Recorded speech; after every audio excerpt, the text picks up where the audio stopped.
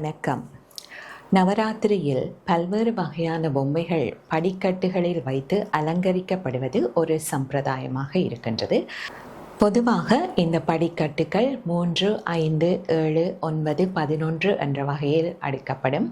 கீழ்ப்பகுதியில் மிருகங்கள், தாவரங்கள், பல்வேறுபட்ட தொழில் புரிகின்ற மனிதர்களும், நடுப்பகுதியில் மகான்களும் புராண கதைகளில் வருகின்ற பல்வேறுபட்ட கதாபாத்திரங்களும், மேல் பகுதியில் இறை மூர்த்தங்கள் என்ற அடிப்படையிலும் இது அமைக்கப்படுகின்றது. இது இறை படைப்பு என்பது அனைத்து ஜீவராசிகளையும் உள்ளடக்கியது என்பதனையும், படிகள் நாம் படிப்படியாக உயர்வடைந்து செல்ல வேண்டும் என்பதனையும் குறித்து நிற்கின்றது. ஆரம்ப நிலைகளில் பல்வேறுபட்ட பேதங்களை பார்த்த எமது மனம் படிப்படியாக நாம் உயர்வடையும் போது ஒரே இறை சக்தி பல்வேறுபட்ட நாமங்களாகவும் ரூபங்களாகவும் தோற்றமளிக்கின்றது என்பதனை உய்த்து உணர வேண்டும் என்பதனை குறித்து நிற்கின்றது.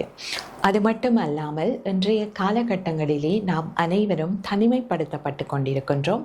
ஆகவே பேதங்கள் மறைந்து நாம் அனைவரும் ஒன்றாக இணைந்து பாடல்கள் பாடி மகிழ்வான தருணங்களை பகிர்ந்து கொள்ள வேண்டும் என்பதனையும் இது குறித்து நிற்கின்றது. நன்றி.